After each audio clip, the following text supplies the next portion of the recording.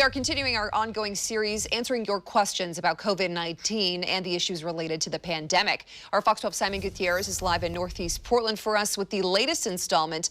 And Simon, this is a question about stimulus checks.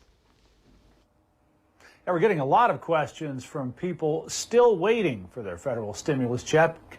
In some cases, though, people have gotten the checks, but they're no longer with us.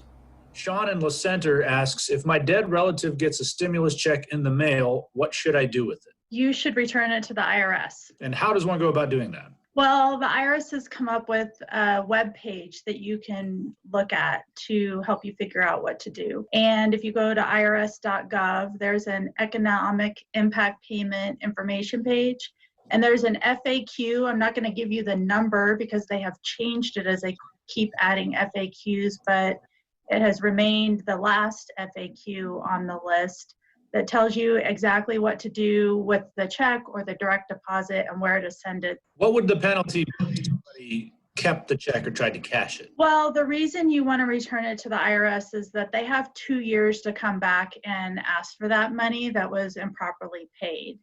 And if you return it before the IRS comes and asks for it, you really shouldn't see any negative consequences. If the IRS has to ask for the money back, they're probably going to charge interest, and that interest rate is 5%.